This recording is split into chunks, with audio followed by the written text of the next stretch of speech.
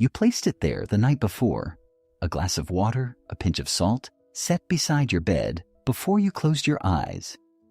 You followed the instruction, you went to sleep, and now it is morning. You are staring at it, and somewhere in the back of your mind, a question you are almost afraid to say out loud. What did it absorb? What is sitting in that water right now? And what happens if you touch it? Or worse, if you drink it? Before you do, what needs to be done? That hesitation, that very specific, quietly unsettling pause when you look at the glass in the morning light, that is not anxiety. That is ancient intelligence activating inside you. Because Solomon knew this moment, he anticipated exactly this pause. He looked forward 3,000 years, and he left a precise instruction for what to do next. An instruction that, for most people who practice the ritual, simply does not exist. The night gets all the attention, the salt, the glass, the intention before sleep. But Solomon was most specific about the morning. And the morning is the part that almost nobody talks about. Before I go any further, if you have been looking for this kind of investigation, the kind that goes behind the ritual, into the texts, into the mechanism of why these things actually work, hit the like button and subscribe to the channel. It genuinely matters to the algorithm. It signals that this type of content has real value, and it is what allows me to keep spending months doing what most people do not have the time or the access to do, sitting in libraries with manuscripts that have not been read properly in decades, translating passages that change the picture completely. Every like, every subscription makes that work possible. Thank you. Now, let us talk about what that water actually is in the morning and why the sequence of what you do with your hands specifically, matters far more than most people have been told. The ritual most people know goes like this: water, a pinch of salt beside the bed. The idea is that the water acts as a spiritual absorbent during the night, drawing in the residual energies, the anxious thoughts, the compressed heaviness that builds in a room where a body has been lying still and vulnerable for 8 hours. The night shift of the water, and for people who have done it, the reports are remarkably consistent across languages and cultures. Bubbles in the glass by morning, a slight cloudiness that was not there the night before, an almost unnerving sense that the water looks different. Heavier somehow, like it has been doing work. That part most practitioners know. They put the water there, they wake up, they see the change. And then, most of them pick up the glass, pour it into the sink, and move on with their morning, unaware that they have just skipped the most critical step, the completion that Solomon built into the system. But here is where I need to take you somewhere deeper. Because to understand why the morning matters this much, you need to understand what the texts say is happening to the human body during those 8 hours. And this is the part that the popular summaries always leave out. The Zohar, the central text of Jewish mystical tradition, attributed in its esoteric core to Shimon bar Yochai, but compiled and redacted in medieval Spain in the 13th century in a village in Castile by a scholar named Moses de Leon, contains, in the section called Parashat Vayeshev, a description of sleep that reads, at first glance, like ancient cosmology. It says that sleep is 1/60th of death, that during sleep, a portion of the living soul, the neshama, departs from the body, rising to a realm of renewal, leaving the physical form in a state the texts call partially empty. And into that vacancy, into that unguarded space, a force of spiritual impurity settles. The Zohar calls it Ruach Ra'ah, the spirit of impurity, the impure wind. Now, before your rational mind frames this as medieval superstition and prepares to dismiss it, stay with me for a moment, because the Zohar is not describing something in an abstract metaphysical cloud. It is describing something with a very specific geography. The Ruach Ra'ah does not stay in the core of the body during sleep. It migrates. It moves through the body across the hours of the night. And by morning, the text says, it is settled specifically in the extremities, the tips of the fingers, The hands, the hands. Think about that for a moment. Because the Babylonian Talmud, compiled in Mesopotamia around the year 500 of the Common Era, written in a different century, a different geography, a different intellectual context from the Zohar, contains in the Tractate Shabbat at folio 108 a warning that sounds almost clinical in its precision. It says, "Upon waking before the morning ritual, do not touch your eyes, do not touch your nose, do not touch your mouth." The text does not use vague language here. It says the spirit that resides in the hands at the moment of waking has the capacity to cause damage. The word used carries implications of both physical harm and spiritual contamination. If those hands make contact with the openings of the body before the appropriate gesture has been made, two texts, 1,000 years apart, geographically separated, written in different Aramaic registers, and they converge on the same anatomy. The hands are the specific site. The hands are where the night leaves its deposit. That is not a coincidence in a tradition as careful about language as this one. That is a transmission. Something was known, observed, encoded, and carried forward, and Solomon is the origin of that transmission. But here is where the story turns. The Babylonian Talmud, in the Tractate Eruvin at folio 21, records something that I want you to read very carefully. It records a bat kol, a heavenly voice, a divine confirmation delivered in the context of a rabbinic discussion about the early decrees, the takanot, governing morning purification and spiritual purity. And what does this heavenly voice say? It cites the book of Proverbs, and it does so to explicitly validate and approve the wisdom of Solomon when he instituted these decrees. The Talmud is not saying the rabbis invented the morning water ritual. The Talmud is saying that the rabbinic codification of the morning water ritual reaches back to Solomon. He is the origin. The rabbis are the preservers. The morning water ritual is not folk practice that accumulated over centuries. It is a Solomonic decree, a prescription from the same king whose authority you invoked when you placed that glass beside your bed the night before. And if it is his decree, then it has a second half. And that second half is what you woke up to this morning. I want to tell you about a morning in Jerusalem in the winter of 2003. I was living in a small apartment in the Jewish quarter of the Old City, 2 streets from the Cardo, the old Roman colonnade that runs through the heart of the quarter. I had been there for 5 weeks as part of a broader research period, working specifically on the legal codification of Kabbalistic practice, trying to understand where the historical boundary sits between halakha, the practical law, and mystical tradition. I had been going through commentary on Tractate Shabbat for days, the text about the hands, the text about the eyes and nose and mouth. I knew it intellectually by that point. One morning I overslept. The manuscript I had been reading the night before was heavy, a partial transcription of a 13th century commentary, dense and slow. And I had stayed up too late, and my morning was compressed, and I walked out of the apartment with my notebooks without having done the morning ritual properly. Without the water, without the sequence, in a hurry. I met my neighbor on the landing, an old man, 80 years old at minimum, probably more. We had spoken maybe a dozen times over the weeks. He looked at my hands, not at my face. My hands. And he said, in careful but accented English, "You forgot today." Not as an accusation, just as a statement of fact. As if it were obvious, as if the absence of the completed ritual was somehow visible in the way I was carrying myself. I went back inside. I did it properly. And I thought about that encounter for weeks afterward. The idea that 3,000 years of daily practice can make the absence of a ritual visible in a stranger. That a man who has woken up and completed this sequence every morning for perhaps 70 years can see in another person's hands whether the night has been properly closed. That is not superstition.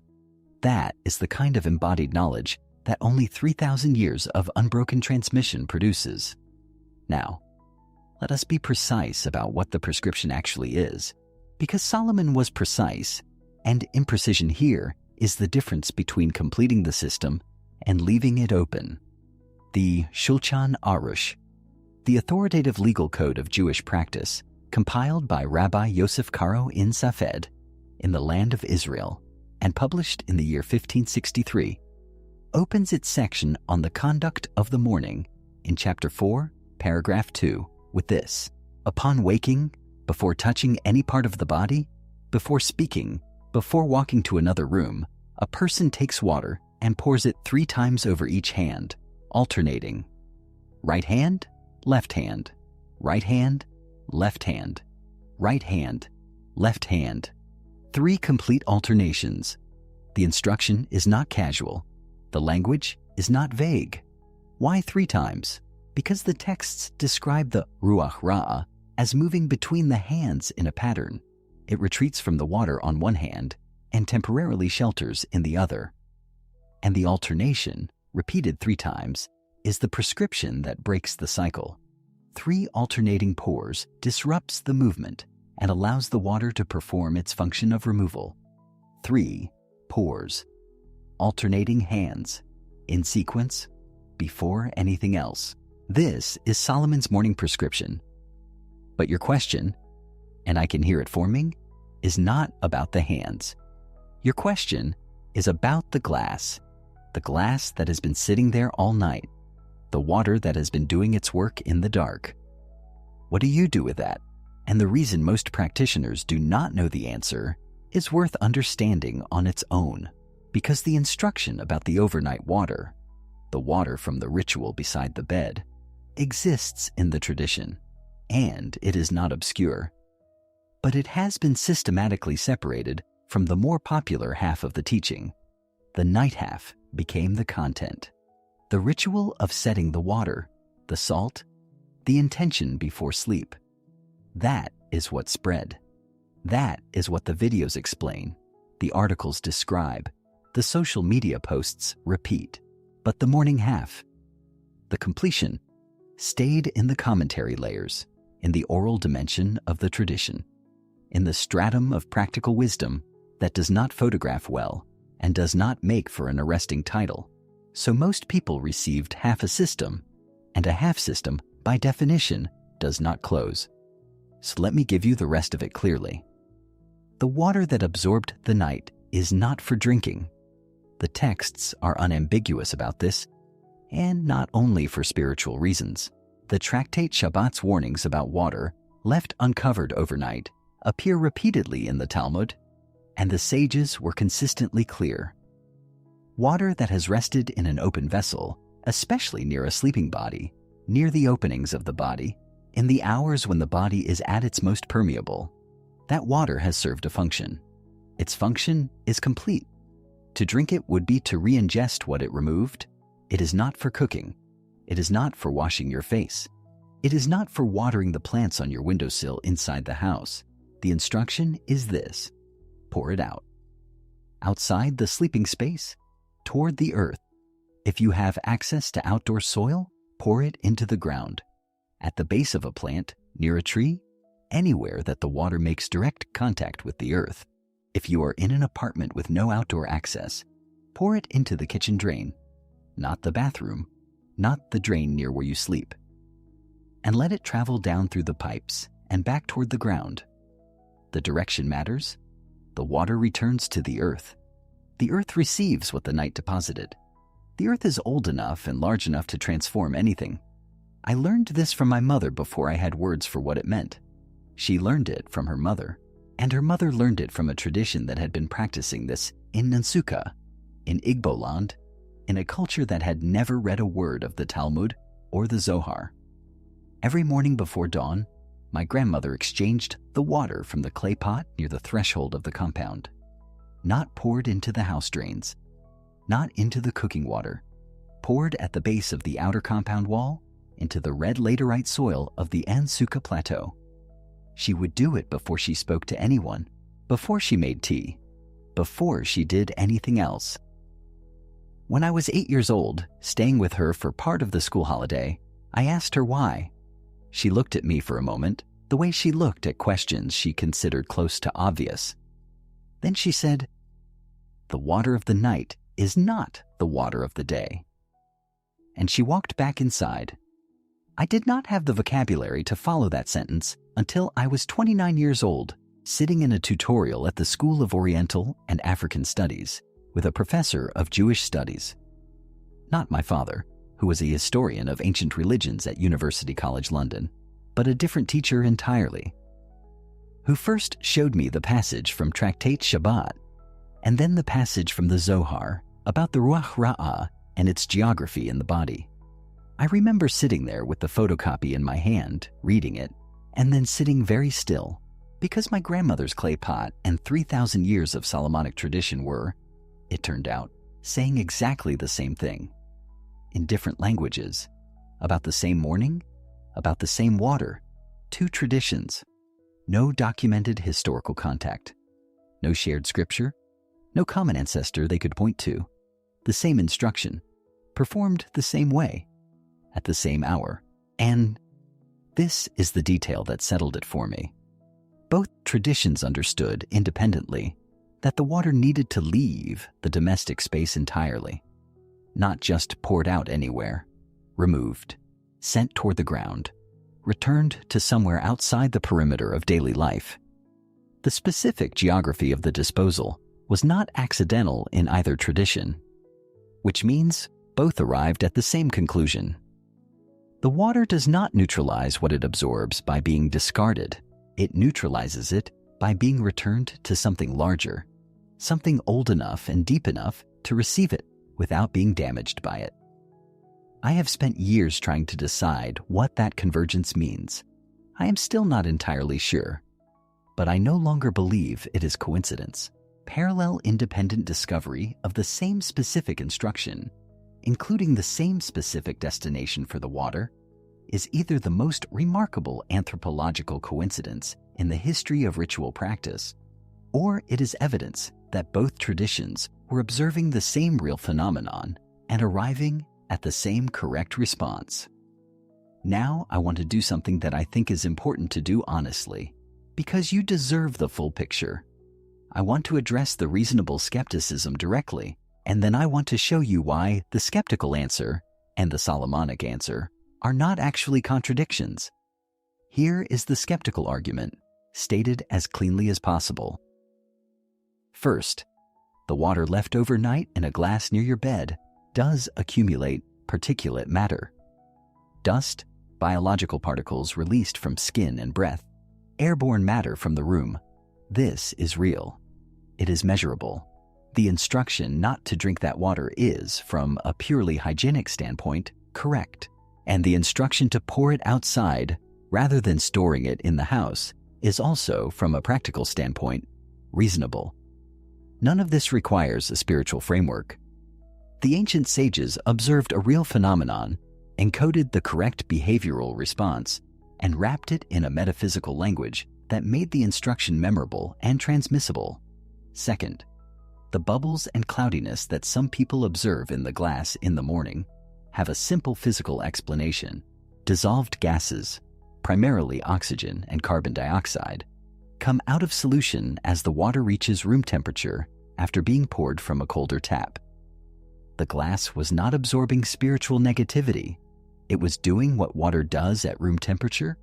Both of these points are completely correct, and I want to say that plainly because I think intellectual honesty is part of what makes this kind of investigation trustworthy.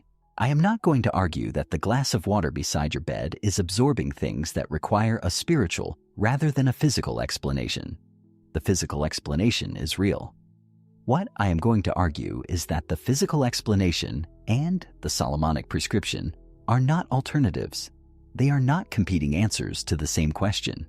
They are the same answer, wearing different clothes from different centuries. And here is why they do not close the question. The sages who wrote the Tractate Shabbat and the passages in the Zohar did not have microscopes. They had no instrument capable of detecting the particulate matter, the bacteria, the biological residue that we can now measure and analyze. They could not see what they were warning against. And yet, They preserved the warning. They gave the invisible biological hazard a name, Ruach Ra'ah, the impure wind, that encoded the correct behavioral response in a form that survived 3,000 years of transmission, persecution, exile, and doubt. Across communities that had no access to laboratories, across centuries that had no germ theory, the container was metaphysical, the content was empirically correct, and the behavior it produced was protective. The term Ruach Ra'ah was not wrong. It was a different kind of precision, a precision adapted to what the people of that time could understand, remember, and pass on. And here's the second thing I want you to consider.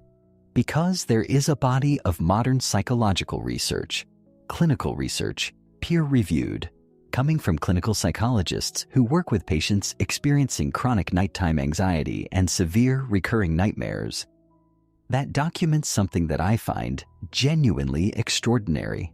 When patients introduce a structured morning ritual that involves water and a deliberate physical gesture before they begin their day, the severity of their symptoms decreases. Not slightly, significantly. The disruption of the nightmare cycle, the reduction in morning dread, the improvement in daytime functioning. The researchers are not claiming magic. They are describing a mechanism called a safety behavior. A safety behavior is a deliberate physical action that signals the nervous system that a period of heightened threat has ended and a period of safety has begun. The human nervous system, across a night of sleep, maintains a background level of vigilance, a low hum of threat detection, even during rest, and without a clear signal that the night is definitively over, a structured physical intentional signal. That vigilance does not switch off cleanly. It bleeds into the morning. It produces the heavy, drained, anxious feeling that so many people recognize. The feeling that something fed on them during the night. The 3 pores of water, alternating before you touch anything else. That is a safety behavior, a neurological off switch for nocturnal vigilance encoded in the language of Solomonic decree. The ritual tells the nervous system, the night is complete. The morning has begun. The switch flips. Solomon knew this. He did not know it in the language of amygdala response and threat detection circuits. He knew it in the language of Ruach Ra'ah and the alternating pore. But the mechanism he was addressing, the phenomenon he was prescribing for, was real. And it is still real. And modern clinical psychology is arriving, 3,000 years later, at exactly the same practical conclusion. This is what it means when I say that Solomon left an instruction, not a piece of folklore, not a superstition to comfort the frightened, a prescription, a system, a technology of mourning designed by someone who understood the architecture of human vulnerability during sleep and who cared enough to leave a protocol for how to close the circuit properly. The water beside your bed absorbed the night. That was its function. It did its work. Let it have done its work without second-guessing what it collected, without the paralyzing question of whether you will be okay if you accidentally touched it or accidentally drank a little. The system has redundancy built into it. The morning gesture is the completion. If you missed it yesterday, you do it today. If you did not know about it until now, you know about it now. Your hands carried the residue of sleep. The texts are pointing at something that has both a spiritual and a physical dimension. And I've come to believe that the most honest reading of these traditions is that those 2 dimensions are not separate. The spiritual language and the physical observation were never meant to be in opposition. The Talmud sages were not unaware of the physical world. They lived in it, closely, carefully. They preserved what they observed in the most durable language available to them. And what they observed was real enough to survive 3,000 years. 3 pores of water, alternating hands before anything else. That is how you close the night properly. And the water that served you? Pour it out, away from the sleeping space, toward the earth. Not because it is dangerous, not because you should be afraid of it, but because it completed its assignment. it absorbed what the night produced in that room. The residue of your anxieties, the compressed energy of your hours of vulnerability, the invisible matter of 8 hours of breathing and sweating and dreaming. And it held all of that so that you did not have to carry it into the day. The water took the night shift. The morning is yours. There is a particular quality of peace that comes specifically from completing something, not from starting it, from closing the system that you opened. Solomon understood something about human psychology that we are only now finding language for in the clinical literature, that the mind needs closure as much as the body needs sleep. Rituals are not performed for an audience. They are performed for the nervous system. They are performed for the part of you that does not understand language, but understands gesture. The glass placed there the night before was a gesture. The 3 pours in the morning are its answer. Begin, end. The system closes. For those of you who have been with this channel for a while, who have been digging into these texts alongside me for months now, you know that what we do here is not comfortable work. It requires going into sources that resist easy reading. Tractates in Aramaic, manuscripts copied by hand in scriptoria that no longer exist, in languages that only a handful of people still read with fluency. And then finding a way to bring what matters out of that density and into a form that is usable for a life being lived right now. That takes time that most people do not have. It takes access to texts that most people do not have easy paths to. If this video gave you something you have been looking for, if it answered the question that was sitting quietly in the back of your mind every morning when you looked at that glass, consider supporting this work through the Super Thanks button below. It is not a donation. It is a signal that this kind of investigation matters, that going this deep is worth doing, and every signal like that is what makes the next video possible. The Solomonic tradition is not small.